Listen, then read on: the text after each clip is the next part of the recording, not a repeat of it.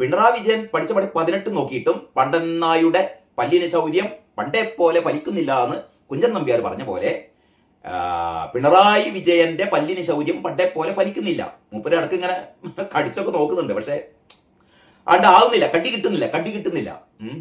ബാക്കിയുള്ള നേരത്തെ ഞാൻ പറഞ്ഞ പോലെ ബാക്കിയുള്ള 35 എണ്ണം അല്ലെങ്കിൽ CPM 26 എണ്ണം എന്ന് പറഞ്ഞാൽ ഒരു വകുക്കൊള്ളാത്ത സാധനങ്ങൾ, ഇവർക്കൊന്നും ഇത് ഏറ്റെടുത്ത് ഒരു നല്ല പ്രതിപക്ഷമാവാൻ പറ്റുന്നില്ല. അപ്പോഴാണ് KC കുഞ്ഞുങ്ങൾക്ക് തോന്നിയത് ഞങ്ങൾക്ക് എന്താ പ്രതിപക്ഷമായാൽ അല്ലേ, ഞങ്ങൾക്ക് എന്താ പ്രതിപക്ഷമായാൽ. അപ്പോഴാണ് നമ്മുടെ അലോഷിയാണ് KSUവിന്റെ സംസ്ഥാന പ്രസിഡന്റ്. അലോഷിക്ക് കുരുവട്ടി. കാരണം സതീശൻ അങ്ങനെ വിട്ടാ പറ്റൂല. കാരണം അലോഷിന്റെ നേതാവ് ആരാണ്? അലോഷിന്റെ നേതാവ് നമ്മളെ വേണുവേട്ടനാണ്. KC വേണുഗോപാലിന്റെ പ്രിയപ്പെട്ടവനാണ് അലോഷി. എങ്ങനെയാണെന്ന് അറിയില്ല, KC വേണുഗോപാലിന്റെ നിർദ്ദേശപ്രകാരമാണോ അതല്ല KC വേണുഗോപാലിനെ സന്തോഷിപ്പിക്കാനാണോ, KC വേണുഗോപാലിനെ ഇങ്ങോട്ടേക്ക് കൊണ്ടുവരാനാണോ എന്താണെന്ന് അറിയില്ല. അങ്ങോട്ടേക്ക് കുരുപൊട്ടി അലോഷി അതാ ആരോപണങ്ങൾ ഉന്നയിക്കുന്നു. അതായത് കഴിഞ്ഞ 2 മാസത്തിനിടക്ക് VD സതീശനെതിരെ പിണറായി വിജയന്റെ മരുവൻ പോലും ഉന്നയിക്കാത്ത തരത്തിലുള്ള ആരോപണങ്ങൾ. എന്ത് പണിയാ ചെയ്തത്? ഗവൺമെന്റ് പ്ലീഡർമാരെ ഇങ്ങനെയാണോ നിയമിക്കാം? നിയമിച്ച ഒരാൾ പഴയ SFI കാരനാണ്. എന്താണ് നിയമിച്ച ഒരാൾ? പഴയ SFI കാരനാണ്. വേറൊരാൾ പഴയ ABVP കാരനാണ്. അലോഷിയുടെ ആരോപണമാണ്. ഈ അലോഷിക്ക് കഴിഞ്ഞ തെരഞ്ഞെടുപ്പില് TK ഗോവിന്ദൻ അല്ലേ, എവിടെ നിന്ന് ജയിച്ചത്? തളിപ്പറമ്പെന്ന് ജയിച്ച TK ഗോവിന്ദൻ UDFന്റെ ബാനറിലായിരുന്നു മത്സരിച്ചത് അല്ലേ. കോൺഗ്രസ് പിന്തുണ കൊടുത്തു. ഈ അലോഷി പിന്തുണ കൊടുത്തു. ആർക്ക്? TKG ആരായിരുന്നു? ഇന്നലെ വരെ CPM കാരനായിരുന്നു. വെറും CPM കാരനോ? 4 ഒന്നാം നമ്പർ CPM കാരായിരുന്നു. V കുഞ്ഞികൃഷ്ണൻ പയ്യന്നൂരിലെ ആരായിരുന്നു? V കുഞ്ഞികൃഷ്ണനും നല്ല A ക്ലാസ് CPM കാരൻ. നമ്മുടെ ഒറ്റപ്പാലത്തെ PK ശശി, അമ്പലപ്പുഴയിലെ G സുധാകരൻ, ഐഷ പോറ്റി, അങ്ങനെ CPMലെ മുൻ MLA ഉൾപ്പെടെയുള്ള ആൾക്കാർ ഒക്കെ കോൺഗ്രസിലേക്ക് വന്നതിൽ മൂപ്പർക്ക് ഒരു പ്രശ്നമില്ല. പക്ഷേ പഴയ SFIക്കാരെ വരാൻ പാടില്ല. ലീഡറായിട്ട് പഴയ SFIക്കാരൻ വരാൻ പാടില്ല. പഴയ ABVPക്കാരൻ വരാനും പാടില്ല. ഇവരൊക്കെ ഉണ്ടല്ലോ, ഇവനൊക്കെ പച്ച മട്ടലെടുത്ത് തച്ചാലും മതിയാവും കേട്ടോ. എന്നിട്ട് ഇവന്റെ വക അത് എന്താ പറയാ, RV ബാബുവിനെ കണ്ടു, മറ്റേ ശശികല ടീച്ചറെ കണ്ടു, എനിക്ക് കാണാൻ അവസരം തന്നില്ല. ഈ അവസരം തന്നില്ല പറഞ്ഞതിന് മുമ്പേ ഇവൻ ഈ കാര്യങ്ങളൊക്കെ പറയാൻ പോകുന്നതിന് മുമ്പ് ഇവൻ ഈ കാര്യങ്ങളൊക്കെ പത്രക്കാരോട് പറയുന്നു, ഫേസ്ബുക്കിൽ ഇടുന്നു, ആകെ കുട്ടിച്ചോറാക്കുന്നവൻ എന്ന് പറയാൻ നാട്ടുകാരെ മുഴുവൻ അറിയിക്കുകയാണ്. ഇവരാണത്ര നേതാവ്. KSU ഇല്ലെങ്കിൽ ഇവിടെ സതീശൻ വരില്ലായിരുന്നു എന്നാണ് പറയുന്നത്. പൊട്ടൻ KSU ആണല്ലോ ഇവിടെ സമരം നയിക്കുന്നത്. കേരളത്തിലെ KSUവിന്റെ അവസ്ഥ എന്താണെന്ന് നന്നായിട്ട് ഇവിടുത്തെ ആൾക്കാർക്കൊക്കെ അറിയാം. അത് അലോഷി പറഞ്ഞു തരേണ്ട കാര്യമൊന്നുമില്ല. KSU വിചാരിച്ചിട്ടാണ് അത്രേ സതീശൻ 102 സീറ്റുമായി UDF അധികാരത്തിൽ എത്തിയത്. എന്താണ് KSUവിന്റെ എന്ത് റോളായിരുന്നുള്ളത്? നിങ്ങൾക്ക് എന്ത് സ്ഥാനമാണ് കേരള രാഷ്ട്രീയത്തിലുള്ളത് അല്ലേ? പറയിപ്പിക്കണ്ട എന്നെ കൊണ്ട്. അവസാനം മൂപ്പര് പറയണം, അതാ ഞങ്ങളുടെ വാക്കും കേൾക്കണം എന്നൊക്കെ പറഞ്ഞിട്ട് വിനാകെ ഒച്ചപ്പാടും ബഹളും. അവസാനമാണ് നമ്മുടെ ഈ തേവര കോളേജിൽ ഇവർ തമ്മിൽ കണ്ടുമുട്ടുകയാണ്. അലോഷിയും നമ്മുടെ മുഖ്യമന്ത്രി VD സതീശൻ പങ്കെടുത്ത ചടങ്ങിൽ അലോഷി പങ്കെടുത്തിരുന്നു. VD സതീശൻ നടന്നു വരുന്നു, അലോഷിയുടെ മുന്നിൽ കൂടെ നടന്നു വരുന്നു, മൈൻഡ് ചെയ്യാതെ പോകുന്നു. VD സതീശൻ എന്തിന് മൈൻഡ് ചെയ്യണം ഇയാളെ അല്ലേ? VD സതീശൻ ഈ നേരത്തെ ഈ മന്ത്രിസഭാ യോഗത്തിലല്ല, അത് കഴിഞ്ഞുള്ള പത്രസമ്മേളനത്തിൽ ചോദിച്ച പോലെ ഗവൺമെന്റ് പ്ലീഡർമാരെ നിയമിക്കുന്നതുമായി ബന്ധപ്പെട്ടിട്ട് KSUവിന് എന്താ റോള് അല്ലേ? അത് ശരിയല്ലേ? ഗവൺമെന്റ് പ്ലീഡർമാരെ ആരെയാണ് ഗവൺമെന്റ് പ്ലീഡർമാർ ആക്കേണ്ടത് എന്നത് സംബന്ധിച്ച് സർക്കാർ തീരുമാനിക്കും. അതിന് AG ആ ലിസ്റ്റൊക്കെ പരിശോധിച്ചിട്ട് AG അതിൽ യോഗ്യതയുള്ള ആൾക്കാരെ നിയമിക്കുക. KSU യൂണിവേഴ്സിറ്റി കോളേജിലെ KSU ഘടകത്തിന് ഇതിൽ എന്താ റോള്? ഇവരാണ് പറഞ്ഞത്. മറ്റേ പഴയ SFIക്കാർ, പഴയ ABVPക്കാരൊക്കെ ഉണ്ട്. ആയിക്കോട്ടെ, ഇവിടെ മിക്കവാറും ആൾക്കാരൊക്കെ പഴയ SFIക്കാരാണെന്ന്. പഴയ ABVPക്കാരൊക്കെയാണ്. അവർ കുറെ കഴിയുമ്പോൾ അവർക്ക് തോന്നും ABVP ശരിയല്ല, SFIയും ശരിയല്ല എന്ന് തോന്നുമ്പോൾ അവർ കോൺഗ്രസിലേക്ക് മടങ്ങും. അതിനിപ്പോ എന്താ? അതിന് അലോഷിക്കുന്നതിനെ കുരുവട്ടുന്നത്. അങ്ങനെയാണ് അലോഷി നിങ്ങൾ നോക്കിക്കോ, വരും ദിവസങ്ങളിൽ അലോഷിയുടെ സ്ഥാനം കുപ്പത്തൊട്ടിയിലാണ്. ഇവന്റെ വിചാരം KSUവിന്റെ ആളാണെന്ന് പറയുന്ന നടക്കുകയാണല്ലേ. KSUവിന്റെ സ്ഥിതി എന്താണെന്നുള്ളത് വരും ദിവസങ്ങളിൽ അറിയാം. വരും ദിവസങ്ങളിലല്ല, വരും കാലങ്ങളിൽ KSUക്ക് എന്താണ്, KSUയുടെ റോൾ എന്താണെന്നും ഒരു 5 വർഷം കൂടി കഴിയുമ്പോൾ എത്രമാത്രം VD സതീശൻ കേരളത്തിന് പ്രിയങ്കരനാകും എന്നുള്ളത് നമുക്ക് കാത്തിരുന്ന് കാണാം. കാരണം കെ സി വേണുഗോപാലിന് പ്രത്യേകിച്ച് ദേശീയ രാഷ്ട്രീയത്തിൽ ഒന്നും ചെയ്യാനില്ല. കാരണം തോൽക്കാൻ വേണ്ടിയിട്ട് വീണ്ടും മത്സരിക്കാം. 2029 ലോക്സഭാ തെരഞ്ഞെടുപ്പിൽ വീണ്ടും കെ സി വേണുഗോപാലിനും കൂട്ടർക്ക് മത്സരിക്കാം. ഒരു വട്ടം കൂടി 4ാം വട്ടവും തോൽക്കാൻ വേണ്ടി മത്സരിക്കാം. അതേ ഉള്ളൂ. പ്രത്യേകിച്ച് വേറെ റോളൊന്നുമില്ല. വി ഡി സതീശൻ അതല്ല. വി ഡി സതീശൻ വരുന്ന 5 വർഷം കൊണ്ട് കേരളത്തെ ഒരു പുതിയ കേരളമാക്കി മാറ്റുമെന്നുള്ളത് ഇവിടുത്തെ എല്ലാവർക്കും അറിയാം. അപ്പൊ കെ സിക്ക് വേണ്ടിയിട്ട് ഇവിടെ മറ്റേ കുത്തിത്തിരിപ്പുണ്ടാക്കുന്ന അലോഷി നിർത്തുകയാണ്. നല്ല മോനെ നിർത്ത്. കാരണം നിന്നെ മനസ്സിലാക്കിയ ആൾക്കാർക്കൊക്കെ. കാരണം നിന്റെ പോസ്റ്റിന് താഴെ ഒരാളുടെയും സപ്പോർട്ടില്ല. കാരണം വി ഡി സതീശന് കോൺഗ്രസിലെ 90-99% ആൾക്കാരുടെ പിന്തുണ വി ഡി സതീശനാണ്. നിങ്ങളുടെ എം എൽ എമാരൊക്കെ കുറെ കെ സിയുടെ ആൾക്കാർക്ക് ഉണ്ടാവുമായിരിക്കും. അവർക്ക് അവരുടേതായ താല്പര്യങ്ങളൊക്കെ ഉണ്ടാവും. പക്ഷേ കോൺഗ്രസിൽ സാധാരണ കോൺഗ്രസ്സുകാർ എന്ന് പറയുന്നത് വി ഡി സതീശനൊപ്പമാണ്. അതുകൊണ്ടാണ് നിങ്ങളുടെ കെ സിക്ക് അല്ലായിരുന്നോ ഇവിടെ കൂടുതൽ എം എൽ എമാരുടെ പിന്തുണ നിരന്തേ ആയിക്കൂടെയിരുന്നോ? മറ്റേ ഹൈക്കമാൻഡിന്റെ എല്ലാ പിന്തുണയില്ലേ? ഹൈക്കമാൻഡിന്റെ പിന്തുണയുണ്ട്, കൂടുതൽ എം എൽ എമാരുടെ പിന്തുണയുണ്ട്. പിന്നെന്താ പ്രശ്നം എന്ന് പറഞ്ഞാൽ വി ഡി സതീശനൊപ്പമാണ് ഇവിടുത്തെ കോൺഗ്രസ്സുകാർ. സാധാരണ കോൺഗ്രസ്സുകാർ വി ഡി സതീശനൊപ്പമാണ്. കേരളത്തിന്റെ പൊതു മനസ്സ് വി ഡി സതീശനൊപ്പമാണ്. അത് ഇവർക്ക് മനസ്സിലായി. അപ്പോഴാണ് വി ഡി സതീശൻ മുഖ്യമന്ത്രി ആവട്ടെ എന്ന് അവസാനം മനസ്സോടെ തീരുമാനിച്ചത്. അപ്പൊ ഈ അലോഷി ഇനിയും കുരുപൊട്ടിയിട്ട് നാറാൻ നിൽക്കണ്ട. കാരണം അലോഷി മനസ്സിലാക്കേണ്ടത് വി എം സുധീരനെയാണ്, അല്ലെ? വി എം സുധീരൻ എന്ന് പറഞ്ഞാൽ വി എം സുധീരനാണ്. കാരണം വി എം സുധീരന് കേരളത്തില് അദ്ദേഹത്തിന്റെ ഒരു സ്ഥാനമുണ്ട്, അല്ലെ? എല്ലാവരും ആദരിക്കുന്ന നേതാവൊക്കെ തന്നെയാണ്, സംശുദ്ധിയുടെ ആൾരൂപമൊക്കെയാണ്. പക്ഷെ അദ്ദേഹത്തിന് അസ്ഥാനത്തൊക്കെയാണ് അദ്ദേഹം കാര്യങ്ങൾ പറയാ. ഉമ്മൻചാണ്ടിയെ തോൽപ്പിച്ച ആളാണ്, അങ്ങനെയാണ് മൂപ്പര്. എന്നാൽ വി ഡി സതീശനെ ഒരു പാഠം പഠിപ്പിക്കുക, വി ഡി സതീശനെ ഒന്ന് തോൽപ്പിച്ചാളാ എന്നൊക്കെ വിചാരിച്ചിട്ട് ഉമ്മൻചാണ്ടിക്കെതിരെ പ്രയോഗിച്ച അസ്ത്രങ്ങളൊക്കെ മൂപ്പര് എണ്ണിട്ട് തുടച്ചൊക്കെ വൃത്തിയാക്കി വി ഡി സതീശന്റെ നേർക്കും അങ്ങനെ 1-2 അമ്പ് ചെയ്തപ്പം വി ഡി സതീശൻ മൈൻഡ് ചെയ്തില്ല. ചെയ്യട്ടെ, ഇതൊന്നും ഒരു പ്രശ്നമല്ല എന്നുള്ള രീതിയിൽ വി ഡി സതീശൻ അവഗണിച്ചു. അങ്ങനെ ചെയ്തത്, അല്ലെ? വി എം സുധീരനെ അവഗണിച്ചു.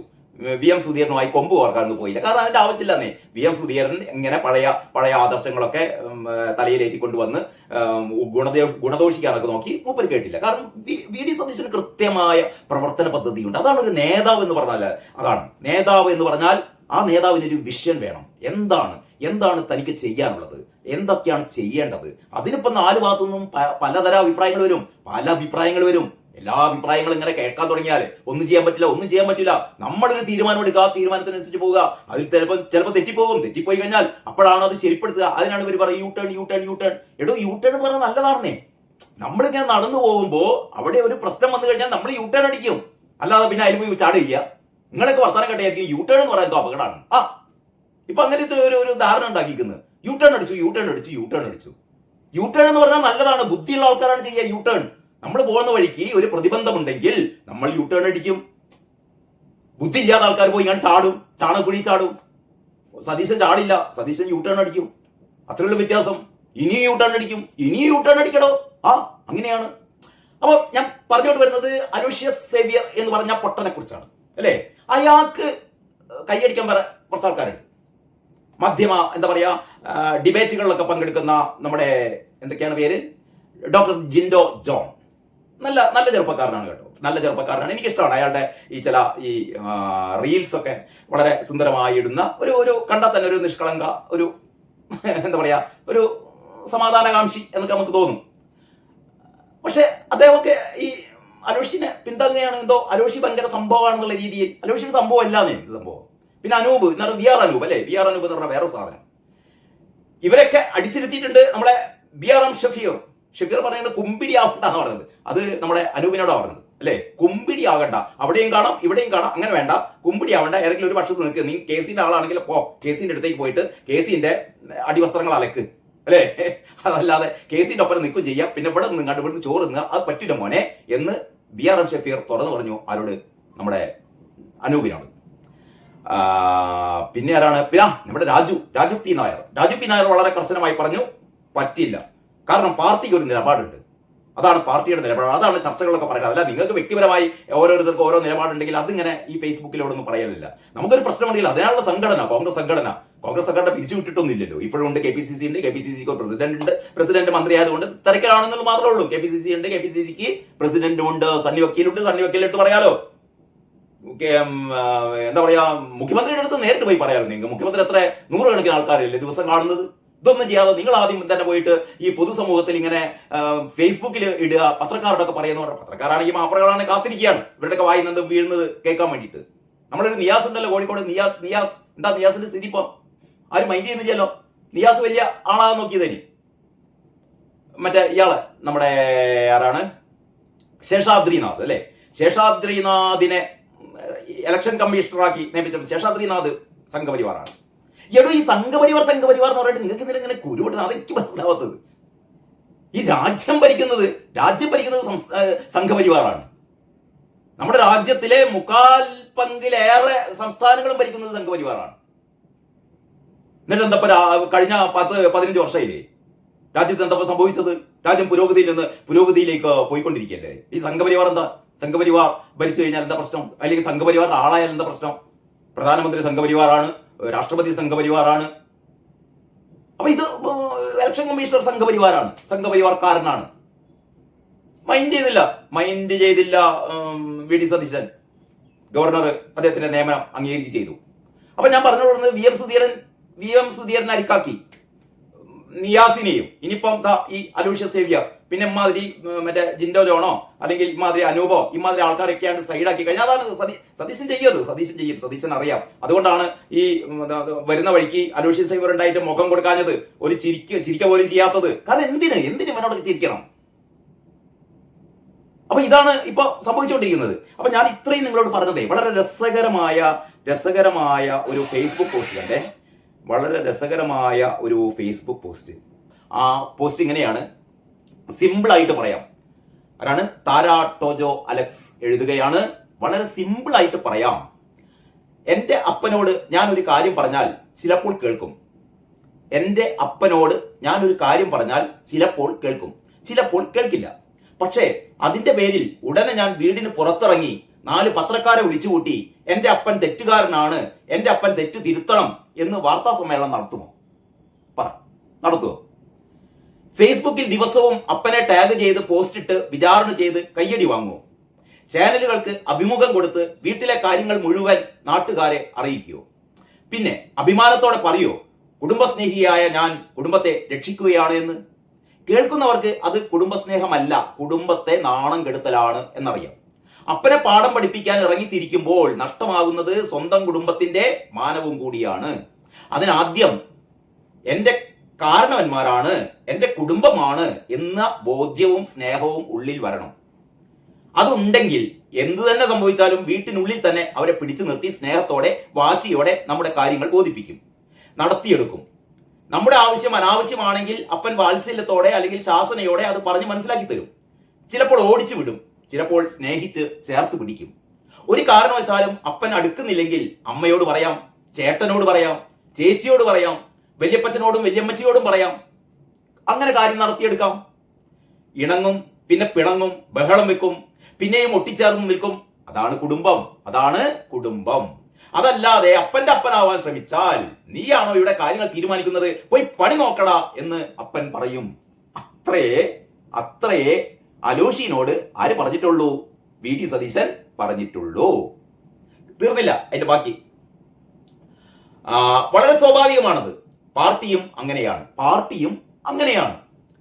അഭിപ്രായ വ്യത്യാസങ്ങൾ ഉണ്ടാവും. നേതൃത്വത്തോട് ചോദ്യം ചോദിക്കാം, ശക്തമായി എതിർക്കാം. പക്ഷേ അതിന് പാർട്ടിക്കുള്ളിൽ വേദികൾ ഉള്ളപ്പോൾ എതിരാളികളുടെ കയ്യടിക്ക് വേണ്ടി സ്വന്തം നേതൃത്വത്തെ പൊതുവേദിയിൽ വലിച്ചിഴക്കുന്നത് ധീരതയല്ല, അത് കോമഡിയാണ്. അലോഷി ചെയ്യുന്നത് കോമഡിയാണ്. ഒരു കോമഡി സ്റ്റാറിനെ പോലെയാണ് അലോഷി പെരുമാറുന്നത്.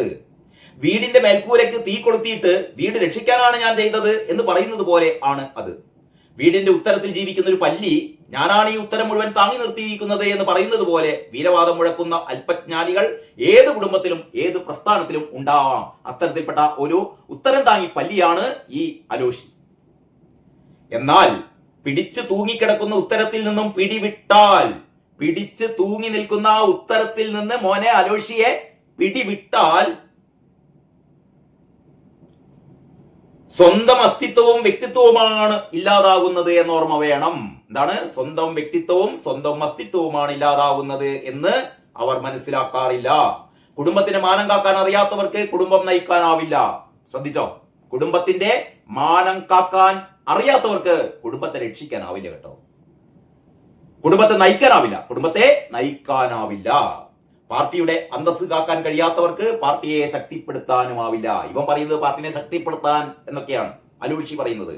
മോനെ, പാർട്ടിയുടെ അന്തസ്സ് കാക്കാൻ കഴിയാത്തവർക്ക് പാർട്ടിയെ ശക്തിപ്പെടുത്താനുമാവില്ല. താരാ ടോജോ അലക്സ് അല്ലേ? എന്ത് സിമ്പിൾ ആയിട്ടാണ് താരാ ടോജോ അലക്സ് പറഞ്ഞത് അലോഷീനെ. ഇതിൽ കൂടുതൽ വരും പറയാനുണ്ടോ? ഒന്നും പറയാനില്ല.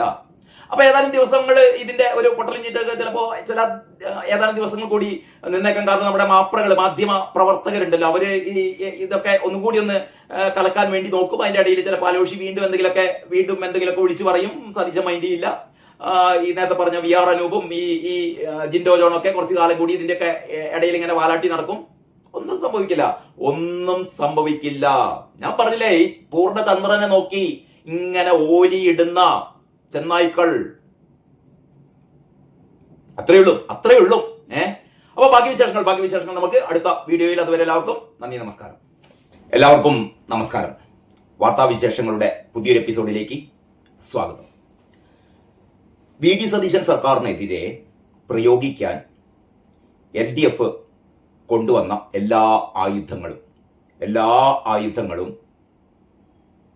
അവർക്ക് തന്നെ ദോഷകരമായി ബാധിക്കുന്ന കാഴ്ചയാണ് നമ്മൾ കഴിഞ്ഞ 2 മാസമായി കണ്ടത്. എന്തൊക്കെ ആരോപണങ്ങളാണ് VD സതീശനെതിരെ അവർ ഉന്നയിക്കാൻ വേണ്ടി ശ്രമിച്ചത്, അതെല്ലാം തിരിച്ചടിച്ചു അല്ലേ? PMC പദ്ധതി നടപ്പാക്കാൻ വേണ്ടിയിട്ട് പോകുന്നു. അപ്പോൾ PMC പദ്ധതിയിൽ ഒപ്പിട്ടത് ഞങ്ങളാണ് അല്ലേ?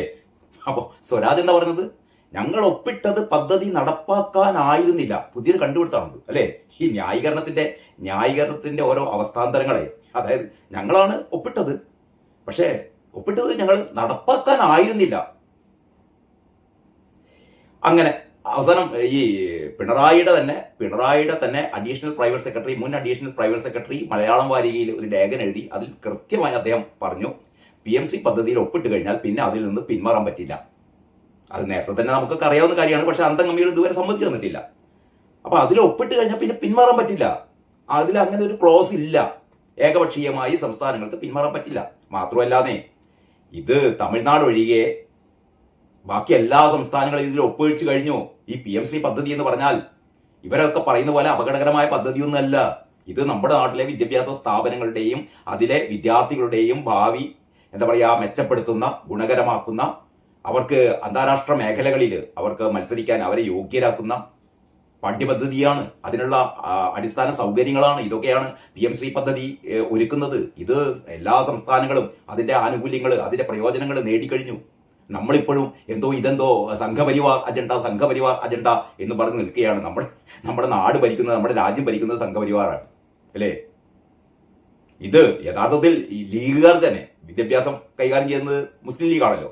ലീഗുകാർക്ക് തന്നെ അറിയാം PMC പദ്ധതി എന്ന് പറഞ്ഞാൽ നല്ല പദ്ധതിയാണ്, അവർക്ക് തന്നെ അറിയാം. പക്ഷെ അവർക്ക് പൊതുമണ്ഡലത്തിൽ പറഞ്ഞുകൂടല്ലോ. പൊതുമണ്ഡലത്തിൽ ഇങ്ങനെ സംഘപരിവാർ അജണ്ടയാണ്, സംഘപരിവാറിന്റെ കുന്തമാണ്, കുടച്ചക്രമാണെന്നൊക്കെ പറയുകയെ അവർക്ക് രക്ഷയുള്ളൂ. അപ്പൊ അങ്ങനെ ഞാൻ PMC പദ്ധതിയുടെ കാര്യമാണ്. PMC പദ്ധതി UDF സർക്കാരിനെതിരെ ഒരു ആയുധമാക്കി. പക്ഷെ തിരിച്ചടിച്ചു. ഇതിനുള്ള എല്ലാ ഹേതുഹേത്മത് ഭൂതകാലവും ആര്യനെയാണ്, CPM-കാരാണ് എന്ന് നേരത്തെ ജനങ്ങൾക്ക് മനസ്സിലായതാണ്. ഇപ്പൊ ഒന്നുകൂടി അത് ഉറപ്പിച്ചു. പിന്നീടായിരുന്നു മദ്യത്തിന്റെ ബക്കാഡി കമ്പനിയുമായുള്ള ഡീൽ. ബക്കാഡി കമ്പനി അപേക്ഷ കൊടുത്തത്, അതിനനുസരിച്ച് ഈ അബ്കാരി ചട്ടങ്ങളിൽ മാറ്റം വരുത്തിയത്, വീര്യം കുറഞ്ഞ മദ്യം ഇവിടെ വിൽക്കാനുള്ള ഒരു പ്രത്യേക വകുപ്പ് അതിൽ എഴുതിയുണ്ടാക്കിയത്, ഇതൊക്കെ ചെയ്തത് LDF-കാരാണ്. ഇവര് ഈ വിദേശ മദ്യം ഇവിടെ വിൽപ്പന നടത്താൻ വേണ്ടിയിട്ട് അതിന്റെ നികുതി കുറച്ചു കൊടുത്ത ടീമാണ്. VD സതീശൻ ആകെ ചെയ്തത് എന്താണ്? ഇവര് പാതിയാക്കി വെച്ച ആ ഒരു സംഭവം. അവര് ഈ വീര്യം കുറഞ്ഞ മദ്യം ഇവിടെ വിൽപ്പന നടത്താനുള്ള എല്ലാ ചട്ടങ്ങളും തയ്യാറാക്കി വെച്ചു. VD സതീശൻ ആകെ ചെയ്തത് അതിനൊരു നികുതി നിശ്ചയിച്ചു. സ്വാഭാവികമായി വീര്യം കൂടിയ മദ്യത്തിന് 251% നികുതി. അപ്പോൾ വീര്യം കുറഞ്ഞ മദ്യത്തിന് 150%, 175% ഒക്കെ നികുതിയാക്കി. അത്രേ ചെയ്തിട്ടുള്ളൂ. വിൽപ്പന ആരംഭിക്കണമെങ്കിൽ ഇവിടെ മദ്യനയം രൂപീകരിക്കണം. അതിനുള്ള നടപടികളായി വരുന്നേ ഉള്ളൂ. അപ്പൊ അത് സതീശനാണ് ബക്കാഡി കമ്പനിയെ കൊണ്ടുവന്നത്. അവസാനം പഴയ രേഖകളൊക്കെ പുറത്തേക്ക് വന്നു. പഴയ രേഖകൾ പുറത്തേക്ക് വന്നു. ബെക്കാടി കമ്പനി ഗോവിന്ദ മാഷ് ഈ അബ്കാരി മന്ത്രിയായിരുന്ന കാലത്തും അതിനു മുമ്പേ TP രാമകൃഷ്ണൻ മന്ത്രിയായിരുന്ന കാലത്തും ഒക്കെ ബെക്കാടി കമ്പനിയെ ഇവർ ഇരു കൈകളും നീട്ടി സ്വീകരിച്ച കഥകളൊക്കെ പുറത്തു വന്നു. അവസാനം അതിലും നാറി. ചുരുക്കി പറഞ്ഞാൽ ഒന്നും അങ്ങോട്ട് മെനയാകുന്നില്ല ഇവർക്ക്. പിന്നെ ഒരു പ്രതിപക്ഷ നേതാവിന്റെ അവസ്ഥ എന്ന് പറഞ്ഞാൽ എണീറ്റ് അടക്കം വയ്യാത്ത ഒരു പ്രതിപക്ഷ നേതാവ്. ബാക്കിയുള്ള 26 CPM-ലെ. അപ്പൊ ഇവരെ സംബന്ധിച്ചിടത്തോളം ആഞ്ഞടിക്കാനുള്ള വടികളൊന്നും കിട്ടുന്നില്ല. എന്ത് ചെയ്യാനാണ്? 2 മാസം അല്ലേ? 2 മാസം ആകുമ്പോഴത്തേക്ക് VD സതീശൻ സർക്കാർ കേരളത്തിൽ ഇന്നോളമുള്ള മന്ത്രിസഭകളിൽ വെച്ച് ഏറ്റവും മികച്ച മന്ത്രിസഭ എന്നുള്ള ഒരു പേര് പൊതുസമൂഹത്തിൽ, അന്തകമ്മികൾ സമ്മതിക്കില്ല, പക്ഷെ പൊതുസമൂഹത്തിൽ അവർക്ക് അങ്ങനെ ഒരു വിശ്വാസം ആർജിച്ചു കഴിഞ്ഞു. കാരണം മുമ്പ് ഉണ്ടായിരുന്ന മുഖ്യമന്ത്രിമാരെ പോലെ അല്ല VD സതീശൻ. കാരണം VD സതീശന് ഒരു വിഷൻ ഉണ്ട് അല്ലേ? കേരളത്തെ എങ്ങനെയാണ് മുന്നോട്ട് നയിക്കേണ്ടത് എന്നുള്ളതിനെ കുറിച്ച്. മാത്രമല്ല മറ്റുള്ളവർ പോലെ ഈ പഴഞ്ചൻ ചിന്താഗതി നടക്കുന്ന ആളല്ല സതീശൻ. സതീശൻ ഒരു 50 കൊല്ലം 100 കൊല്ലം അപ്പുറത്തേക്കാണ് സതീശൻ കാണുന്നത്. അപ്പൊ അതുകൊണ്ടൊക്കെ തന്നെ ജൻസി തലമുറ മുതൽ എല്ലാ വിഭാഗം ആളുകൾക്കും, ഈ കോൺഗ്രസിനുള്ളിലുള്ള കോൺഗ്രസിന്റെ അണികൾക്കൊക്കെ വളരെ വളരെ സ്വീകാര്യനായി, ഓരോ ദിവസവും സ്വീകാര്യനായി മാറിക്കൊണ്ടിരിക്കുകയാണ് VD സതീശൻ. അപ്പോഴാണ് നമ്മുടെ KSU കുഞ്ഞുങ്ങൾക്ക് കുരു പൊട്ടിയത് അല്ലേ? ഈ KSU കുഞ്ഞുങ്ങൾ എന്നുള്ള ഒരു എന്താ പറയാ, ആ ഒരു വിശേഷണം അത് സതീശന്റേതാണ് കേട്ടോ. സതീശന്റെ വിശേഷമാണ് KSU കുഞ്ഞുങ്ങൾ. കാരണം അവരോടുള്ള സ്നേഹം കൊണ്ട്. കാരണം KSU കുഞ്ഞുങ്ങളുടെ തലമണ്ടയാണ് അടിച്ചു പൊട്ടിച്ചത്. ഇവരുടെ തലയാണ് ഈ പൂച്ചട്ടി കൊണ്ടും ഹെൽമറ്റ് കൊണ്ടൊക്കെ അടിച്ചു പൊട്ടിച്ചത്.